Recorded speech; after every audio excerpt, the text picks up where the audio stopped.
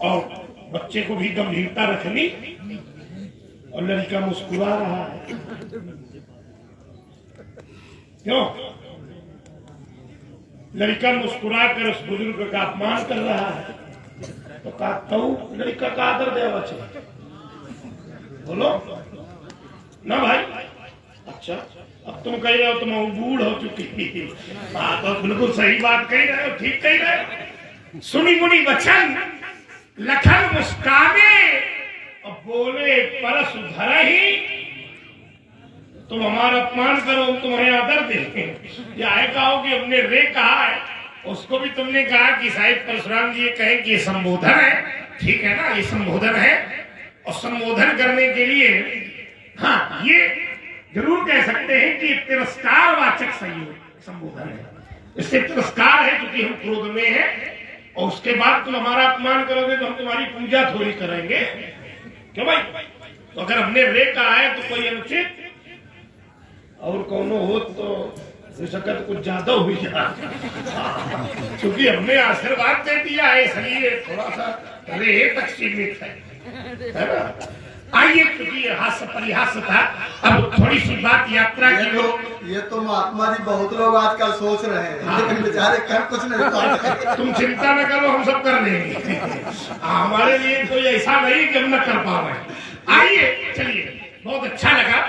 और चूंकि संत के स्थान में मिलन भी अद्भुत है, तो हम चाहते हैं यात्रा भी बड़ी रसमय और अद्भुत ही हो जाए, है ना।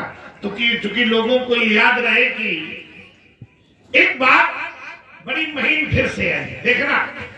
बोले नेत्रों से देखकर जान लिया जाता है। बोले परशुराम जी ने भी देखा, राम ही चिताए रहे थक।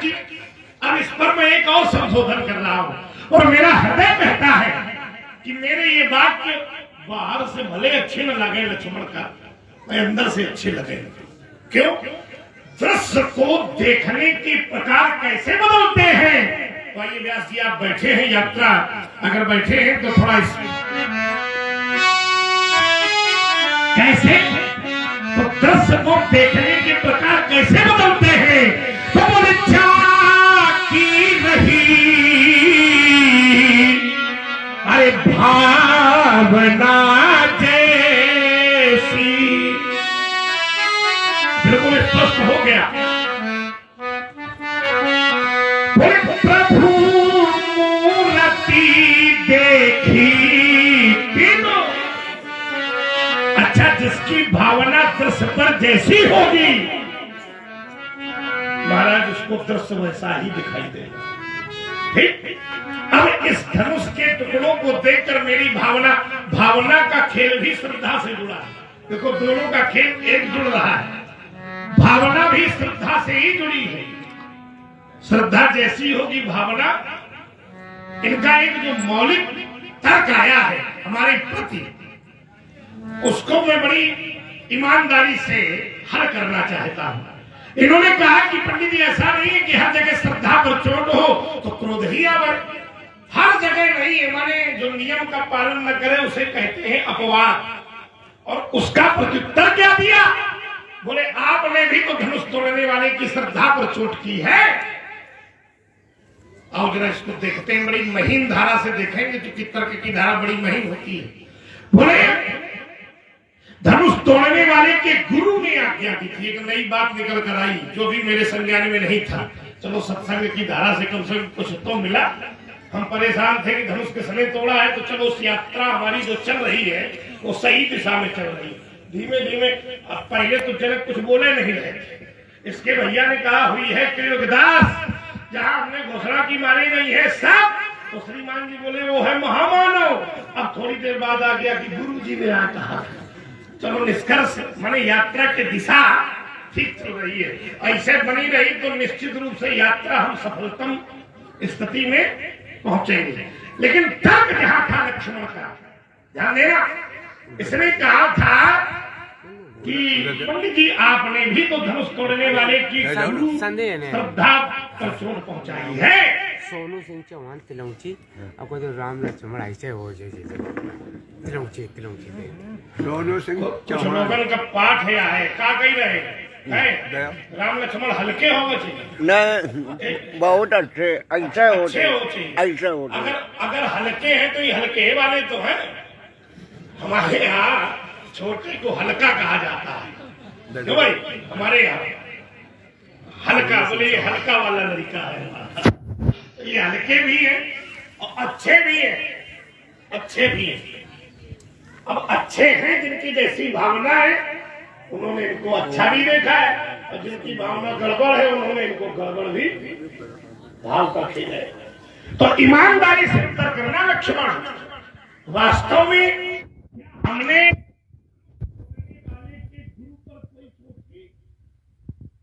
क्या कहा?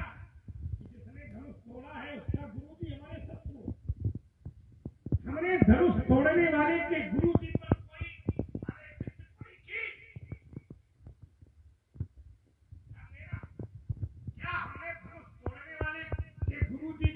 कोई अनैतिक व्यवहार किया? ना अनैतिक कहा, ना अनैतिक कोई व्यवहार किया। एक बात मैं तो ईमानदारी से कहा कहोगे वही हो जाओ।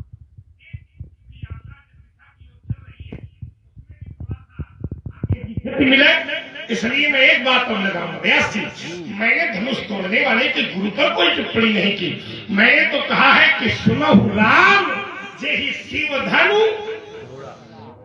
जिसने ऐसा कार्य किया है। तुमने कहा कि कार्य गुरु जी ने कराया है, तो गुरु जी का दायित्व है कि अगर वो कार्य गुरु जी ने कराया है तो गुरु जी के प्रति अगर शिष्य को श्रद्धा है तो जब शिष्य पर संकट आवे ये काम मैंने करवाया, तब तो मैं तुम्हारी बात में संशय नहीं। तुमने कहा श्रद्धा पर हर जगह चोट नहीं होती। व्यास जी आइए फिर मैं एक उदाहरण दे रहा हूं। महात्मा कपिल और उनकी श्रद्धा पर चोट पहुंचाई तुम्हारे ही वंश के 60,000 लोगों ने। अच्छा, जब चोट पहुंची तो उन्होंने नेत्र खोले और 60,000 जल के भस्म हो गए। सब वास्तव में अगर दूध से कोई व्यक्ति जल जाए तो समझा दो लड़का एक लड़का है। आइए तो एक बात मैं लगाई दे रहा हूं और एक अर्धाली के साथ अपनी बात रोक रहा हूं। श्रद्धा भगवान शंकर की भी श्रद्धा पर चोट हुई थी। कब? जब ध्यान मग्न थे और कामदेव ने भगवान शंकर के हृदय में 5 बाण मारे थे। कैसे? परीक्षा विषम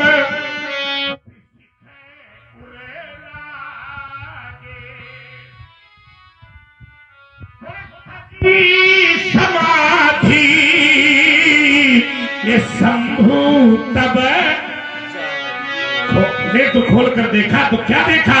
बोले सबरव पल्लव मदन बिलोका। अच्छा, ये है श्रद्धा पर चोट पहुंचाने वाला। तो भयं को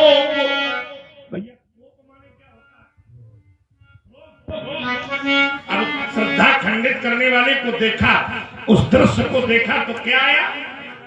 और परशुराम ने भी ये दृश्य देखा। बोले सुनत बचन फिर अनत निहारे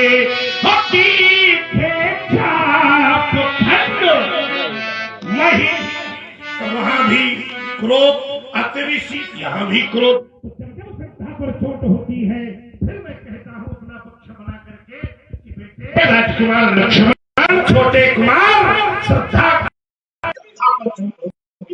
जिसकी श्रद्धा हो जाएगी तो बदल हो जाएगा।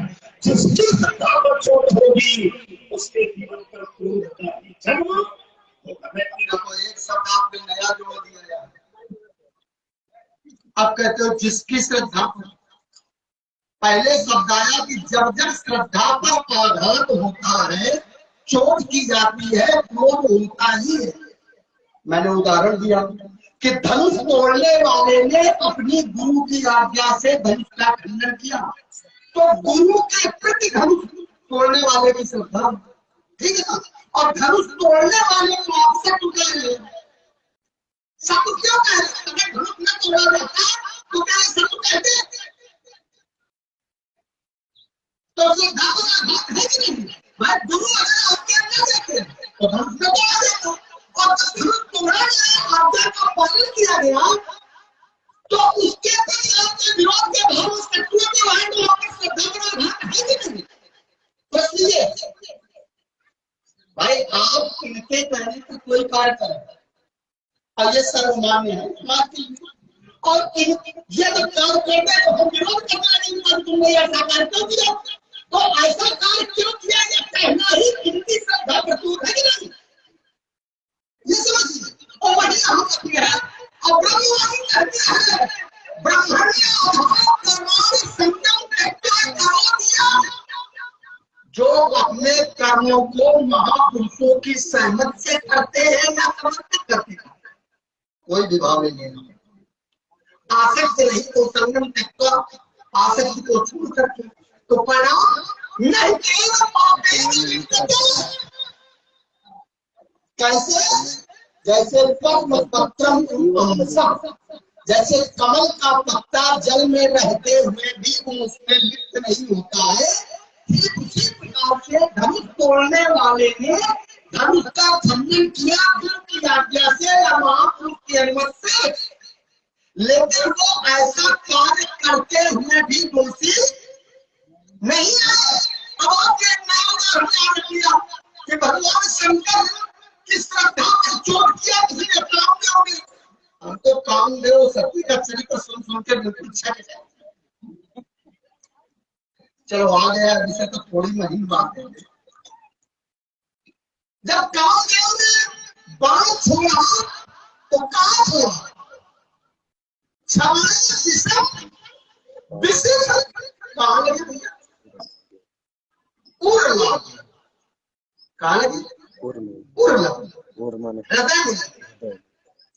किसके हृदय में? देखिए इसमें दो दृष्टियां लगेगी तब उत्तर पड़ेगा। एक है बाह्य दृष्टि, एक है आंतरिक दृष्टि। और संसार में व्यवहार जगत में बाह्य दृष्टि का प्रभाव होता है और परमात्मा के लिए आंतरिक दृष्टि का प्रभाव होता है। कामदेव ने जब बाण मारे तो कहाँ मारे? हृदय में मारे, पूर्ण मारे। हृदय भी नहीं, पूर्ण शब्द हृदय से अलग हो जाएगा। तो मारे पूर्ण मारे। और भगवान शंकर के हृदय में किसका वास है? बेचारा इधर हृदय हम जानते हैं आप उत्तर क्या देते हो, पहले ही बता दिए। हृदय में अंतर है, वो भाग है जो हृदय के ऊपर का जो आवरण से युक्त है, बस इसे कहते हैं। तो बाण कहाँ लगा? पूर्व। तो दाल से देखा कि छाती में बाण मार दिया, ये कहोगे नहीं कहोगे? तो बाण छाती में मारेंगे, लेकिन ये उत्तर दीजिए कहीं वो छाती में तो भगवान बैठे, छाती में भगवान नहीं बैठे, हृदय में भगवान बैठे। बस ये महीन बात समझिए।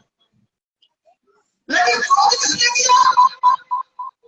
भगवान शंकर ने जब सौरभ फलो मदन विरोध भगवान शंकर ने भी बहुत डाली। और बाह्य दृष्टि का चल रहा है पूरा खेल, आंतरिक दृष्टि का नहीं चल रहा। आंतरिक दृष्टि में विरोध होता ही नहीं है। जीव की दृष्टि जब अंतर्मुखी हो जाएगी तो विरोध नहीं होगा। जीव की दृष्टि जब जब बहिर्मुखी होती है विरोध तभी होता है। भाई आप हमारे पैसे हैं, आप हमारे अपने हैं, आप हमारे परिवार के, आप हमारे मित्र हैं, आप हमारे स्वजन हैं, और आपके प्रति कोई चोट करे, चाहे वाणी से करे, चाहे अस्त्र से करे, तो हम इन नेत्रों को देखेंगे तो मुझे पीड़ा होगी। लेकिन आंतरिक जब दृष्टि अंतर्मुखी हो जाए तो अंतर्मुखी दृष्टि होगी तो भगवान की ओर दृष्टि चली जाएगी, और जब भगवान की ओर दृष्टि चली जाएगी तो फिर वहां विरोध नहीं रहता है। रामचरण विगत काम मत क्रोध न जब हमारे तो जगत को कैसा करें विरोध भाव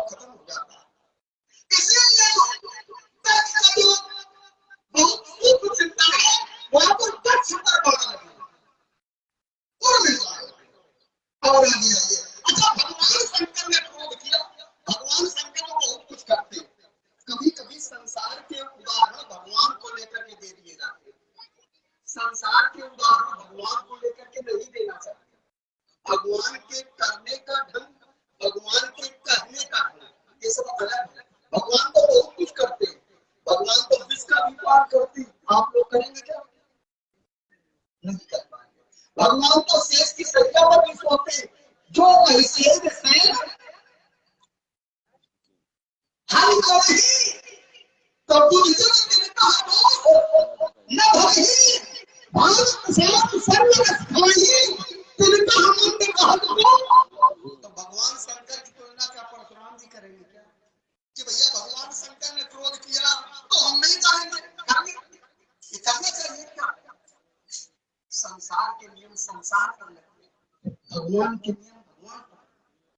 भगवान जो करेंगे वो हम नहीं करेंगे, हमें आपको संसार के ढंग से जीना पड़ेगा।